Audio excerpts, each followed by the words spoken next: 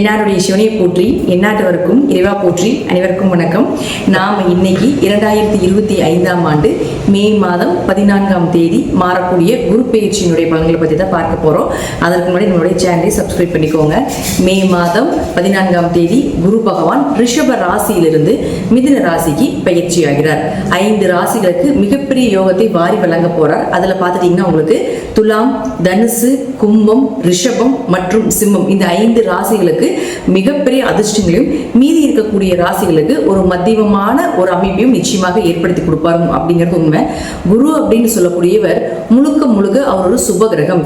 யாருக்கும் பெரிய அளவுக்கு கெடுதலை செய்வதில்லை. 6ஆம் இடத்துல, 8ஆம் இடத்துல, 12ஆம் இடத்துல மறைந்தாலும் கூட ஒரு பிரச்சனைகளை கொடுத்து பின்பு நன்மைகளை கொடுப்பார் அப்படிங்கறது உண்மையை தவிர, குருவை பொறுத்த வரைக்கும் குரு பயிற்சி ஆகிறாரு அப்படின்னாலே அதீத நன்மைகளை தான் நமக்கு தரப்போகிறார் அப்படிங்கறது நம்ம மனசுல நினைச்சுக்கணும். அடுத்தது பாருங்க, மிதுன ராசிக்கு மட்டும் என்ன பண்ணுவாருன்னா, உங்க ராசிக்குள்ள வரும் பொழுது உங்களுடைய கெட்டது எல்லாத்தையுமே விலக்கி, கெட்ட சேர்க்கைகள், கெட்ட நண்பர்கள், கெட்ட தொடர்புகள் எல்லாத்தையுமே விலக்கி உங்களுக்கு நன்மைகளை மட்டுமே பெற்றுக் கொடுப்பார் அப்படிங்கிறது தான் இந்த குரு பயிற்சியினுடைய முழு பலன் ஆகும். அதே போல குரு ஒரு இடத்துக்கு மாறும் பொழுது அந்த வீட்டினுடைய அந்த கிரக நிலைகள், அது மட்டும் இல்லாம அந்த துறைகள் எல்லாமே புகழடையும், பெயர் வாங்கும். அதே போல அதுல இருக்கக்கூடிய திறமைகள் மூலமாக பரிசுகளும் பாராட்டுகளும் கிடைக்கும் அப்படிங்கறத பாத்துக்கலாம். ஜாதகத்துல உங்க ஜாதகம் எப்படி வேணா இருந்துட்டு போலாம், என்ன தசாபுத்திகள் வேணா நடக்கலாம், என்ன மாதிரி விஷயங்கள் இருந்தாலும் கூட குரு மிதுன ராசிக்கு வரும் பொழுது புதன் சார்ந்த விஷயங்கள் எல்லாமே பிரபலம் அடைவீங்க அப்படிங்கறத உண்மை. அது நான் என்னென்ன துறைகள்னு சொல்றேன், அந்த துறைகள்ல நீங்க இருக்கீங்களா அப்படிங்கறத பாருங்க. அதுல கல்வித்துறை, ஸ்கூல் சம்பந்தப்பட்ட விஷயங்கள், இன்ஸ்டிடியூட் சம்பந்தப்பட்டது, காலேஜ் சம்பந்தப்பட்ட கல்வித்துறைகள் அனைத்துமே பிரபலமாகும். தபால் துறை, தகவல் தொடர்பு துறைகள், சுற்றுலாத்துறை, போக்குவரத்து துறை, கம்ப்யூட்டர் சார்ந்த துறைகள், பினான்ஸ் சம்பந்தப்பட்டது, ஐடி துறை சம்பந்தப்பட்டது, புதிய புதிய கண்டுபிடிப்புகள் சம்பந்தப்பட்டது, ஜோதிடம், ஆன்மீகம் சம்பந்தப்பட்டது, கலைகள் சம்பந்தப்பட்டது, அதிலே கலைகளிலும் முக்கியமானது நகைச்சுவைகள் சம்பந்தப்பட்டது, திருநங்கைகள் சம்பந்தப்பட்டது, இது எல்லா துறையிலும் இருக்கக்கூடியவர்களும் பிரபலம் ஆவாங்க. அதே போல இந்த துறையில் இருக்கக்கூடியவர்களுடைய வீட்டிலையும் சுப நிகழ்ச்சிகள், திருமணம் சார்ந்த விஷயங்கள், நீங்க என்னெல்லாம் சக்சஸ் பண்ணணும், டிரான்ஸ்பர் ஆகணும், என்ன மாதிரி நீங்க உங்களுக்கு சாதகமான ஒரு நற்பலன்கள் வேண்டும் அப்படின்னு நினைக்கிறீங்களோ அது எல்லாமே நடக்கும். இது குறிப்பிட்டு துலாம், தனுசு, கும்பம், ரிஷபம், சிம்மம் அப்படி இருக்கக்கூடிய ராசிகளாக இருந்தால் இன்னும் நான் சொல்வதை விட மிகுந்த நற்பலன்கள் அப்படிங்கிறது நிச்சயமாக கிடைக்கும் அப்படிங்கிறதுல மாற்றுக்கிறதே கிடையாது. அடுத்தது இது சார்ந்த துறைகள் மட்டும் இல்லாம இந்த ராசியில் இருக்கக்கூடிய உங்க ஜாதகத்தை எடுத்து பார்த்தீங்கன்னாலே தெரியும். உங்க ராசியில நான் சொன்ன 5 கட்டத்திற்குள்ள எந்த கிரகங்கள் இருந்தாலும் அந்த கிரகங்களுக்கு உண்டான வளர்ச்சியும் நிச்சயமாக கிடைக்கும். அது நான் என்னென்ன அப்படிங்கறத நான் சொல்ல போறேன். இப்போ முதல்ல குரு ஒரு இடத்தில் இருந்தால் என்ன பலன்களை கொடுப்பார், அவர்களுடைய பார்வைக்கு என்ன பலன் அப்படிங்கிறதை பார்க்கலாம். அடுத்தது அந்த கிரக நிலைகளுக்கு என்ன பலன் அப்படிங்கிறதை பார்க்கலாம். நாம எல்லாரும் கேட்டதற்கு இணங்க பரிகார வகுப்பு அப்படிங்கறத நம்ம ஒன்று எடுத்துட்டு இருக்கிறோம். அது கீழே டிஸ்கிரிப்ஷன் பாக்ஸ்ல வாட்ஸ்அப் லிங்க் கொடுத்துருக்கிறோம். இது ரொம்ப எளிமையான விஷயங்கள், பொதுவான பரிகாரங்களாக வழிபாடுகளாக இல்லாம அனைத்துமே கோவில் வழிபாடுகள், நீங்களே செய்து கொள்ளக்கூடிய ஒரு எளிமையான பரிகார வகுப்பு இது. இதுல 60க்கும் மேற்பட்ட நீங்களே தெரிந்து கொண்டு எளிமையாக செய்யக்கூடிய ஒரு விஷயங்களாக இருக்கும். இது ஜோதிடர்களுக்கு உண்டான சூட்சமமான பரிகார வகுப்பு. இதை நான் இப்போ உங்களுக்கு தரப்போற விருப்பம் இருக்கக்கூடியவர்கள் கீழே இருக்கக்கூடிய வாட்ஸ்அப் லிங்க்ல ஜாயின் பண்ணிக்கோங்க. இப்ப நாம ஒவ்வொரு ராசிக்கும் இந்த குரு பயிற்சி மூலமாக என்னென்ன நடக்கும் அப்படிங்கறத நம்ம பார்க்கலாம். மகர ராசிக்குண்டான குரு பகவானுடைய பயிற்சி பலன்களை பத்தி பார்க்கலாம். மகர ராசி குரு வரக்கூடிய காலகட்டங்கள்ல உங்களுக்கு முற்றிலும் 7.5 சனி அப்படிங்கிறது முடிஞ்சிருக்கும். இருப்பினும் முதல்லயே குருவினுடைய பார்வை வந்துருச்சு. ஒரு வருஷமாவே உங்க ராசியை குரு பார்த்துட்டு இருந்தார் கடந்த வருடங்கள்ல. இது எல்லாமே உங்களுக்கு நன்மைகளை கொடுத்திருக்கும். இப்போ குரு பகவான் அப்படின்னு சொல்லக்கூடியவர் உங்களுடைய ராசிக்கு 6ஆம் வீட்டுக்கு வருகிறார். அப்போ 6ஆம் வீட்டுக்கு மறைறாரே மகர ராசிக்கு, அப்ப ஏதாவது நிறைய பிரச்சனைகளை கொடுப்பாரா அப்படிங்கிறது ஆம். ஒரு வகையான பிரச்சனைகளை கொடுத்தாலும் கூட குரு அப்படின்னு சொல்லக்கூடியவர் யாரு, ராசிக்கு 3 மற்றும் 12ஆம் அதிபதி, மறைவு ஸ்தானாதிபதி. மறைந்தால் கெட்டவன் கெட்டால் கிட்டிடும் ராஜயோகம் வேலை செய்யும். ஒரு கெட்ட கிரகம் கெட்டு போயிருச்சுன்னா அந்த கெடுதல் அப்படிங்கிறது அந்த வருடம் இருக்காது அப்படிங்கறதுதான் அமைப்பு. அப்போ மகர ராசியை பொறுத்த வரைக்கும் பாத்துட்டீங்கன்னா 6ல் குரு இருக்கும் பொழுது கொஞ்சம் கடன், கொஞ்சம் நோய் இருக்கிறது, கொஞ்சம் மனசு சரியில்லாம இருக்கிறது, வேலையில ஒரு திருப்தி இல்லாம இருக்கிறது, ஒரு சுறுசுறுப்பு இல்லாம இருக்கிறது, இதெல்லாமே 6ல் குரு வந்தா நடக்கும். ஆனால் 3 6ஆம் வீட்டிலையும் 12ஆம் அதிபதி 6ஆம் வீட்டில் இருந்தால் வெளிநாடு வெளியூர் பயணங்கள், வெளிநாட்டில் வேலை, தீர்த்த யாத்திரை பயணங்கள், கோவில் வழிபாடுகள் இது எல்லாமே நிச்சயமாக ஏற்படுத்தி கொடுப்பார்.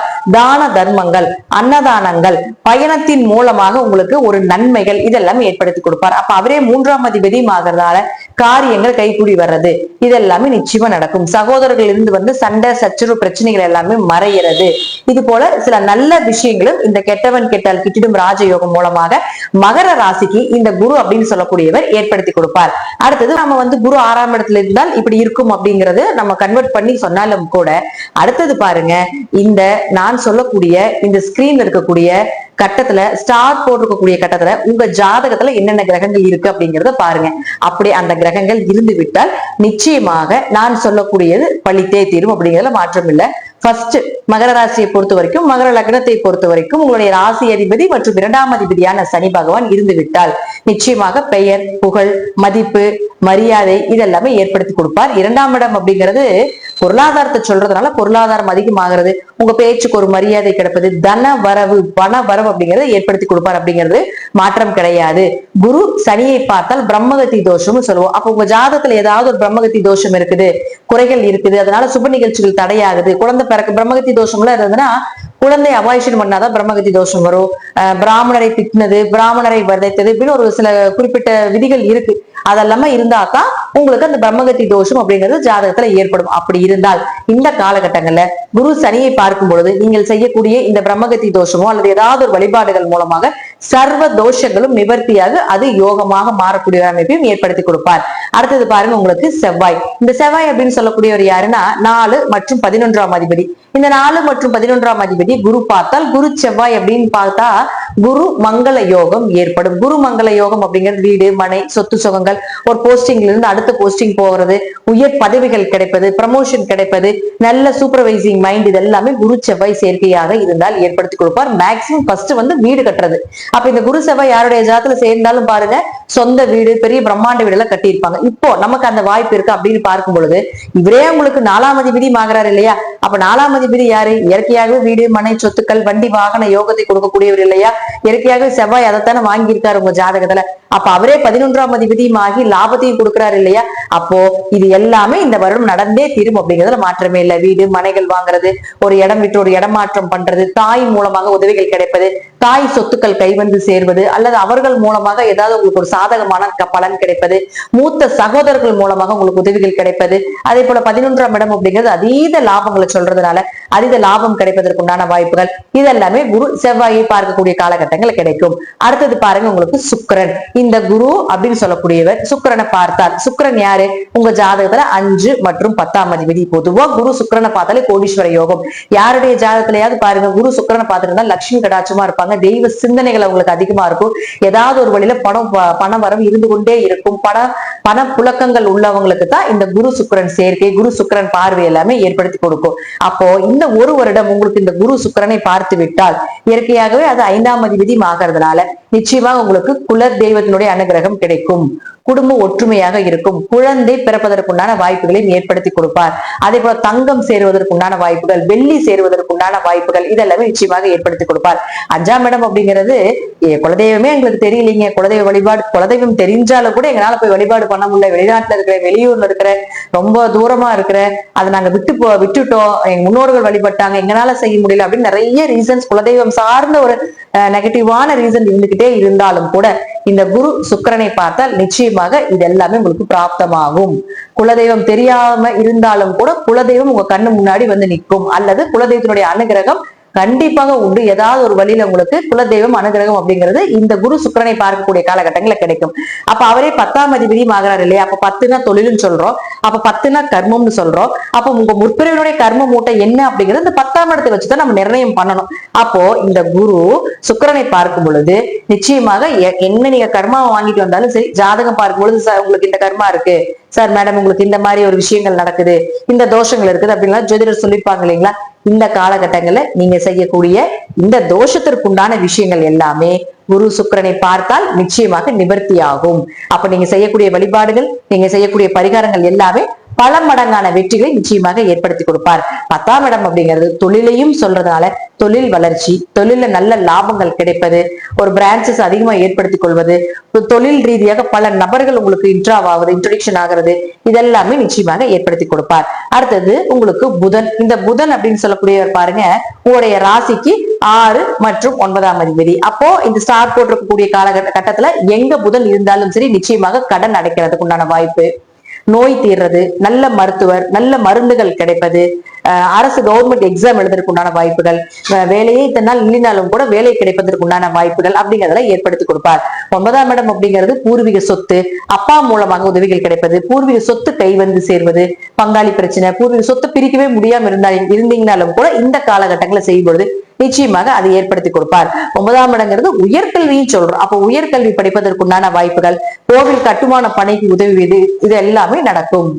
9ஆம் இடம் அப்படிங்கிறது கோவில் கட்டுமான பணின்னு சொல்றோம். அப்ப கோவில் கட்டுறதுக்கு உதவி செய்வது, இது போல விஷயங்களும், அதே போல வெளிநாடு வெளியூர் போய் படிப்பதற்குண்டான வாய்ப்புகள், இதெல்லாமே நிச்சயமாக ஏற்படுத்தி கொடுப்பார். அடுத்தது பாருங்க உங்களுக்கு சூரியன். இந்த மகர ராசிக்கு சூரியன் யாரு? 8ஆம் அதிபதி ஆகிறார். இந்த 8ஆம் அதிபதியை குரு பார்த்தால், இயற்கையா குரு சூரியனை பார்த்தால் சிவராஜ யோகம்னு சொல்லுவோம். சிவராஜ யோகம்னா என்ன? ஒரு உயர் பதிவுகள், கவர்மெண்ட் ரீதியாக வரக்கூடிய உயர் பதவிகள் கொடுக்கக்கூடிய ஒரு அமைப்பு, பெரிய போஸ்டிங் கிடைக்கிறது, சிவன் கோவில் கட்டுவதற்குண்டான வாய்ப்புகள், அதே போல சிவராஜ யோகம் அப்படிங்கிறது பாத்தீங்கன்னா கடைசிக்கு சிவன் கோவில் அன்னதானம் பண்றதுக்கு உண்டான ஒரு விஷயத்தை கூட நிச்சயமாக ஏற்படுத்தி கொடுத்துருவார் அப்படிங்கிறது பொது பலன். அடுத்தது இவர் யார்? உங்களுக்கு 8ஆம் அதிபதி ஆகிறார் இல்லையா? அப்ப திடீர் வருமானங்கள், திடீர் பணவரவு, இதெல்லாமே நிச்சயமாக ஏற்படுத்தி கொடுப்பார். இதுலயே பாருங்க உங்களுக்கு குரு உங்களுக்கு 12ஆம் அதிபதி ஆகிறதுனால தீர்த்த யாத்திரை போயிட்டு வர்றது, இது எல்லாமே நிச்சயமாக இந்த வருடம் அப்படிங்கிறது நடந்தே தீரும் அப்படிங்கிறதுல மாற்றமே கிடையாது. இது எல்லாமே உங்க ஜாதகத்துல தசாபுத்தி மட்டும் நல்லா இருந்தால் நான் சொல்வதை விட 200 மடங்கு பலன்கள், இதை விட நல்ல பலன்கள் கிடைப்பதற்குண்டான வாய்ப்பையும் நிச்சயமாக ஏற்படுத்தி கொடுத்து விடுவார் இந்த குரு பகவான். நன்றி. மீண்டும் ஒரு நல்ல பதிவுல சந்திக்கலாம். திருச்சிற்றம்பலம், தில்லையம்பலம், ஸ்ரீ நரசிம்ம திருவிகளே சரணம்.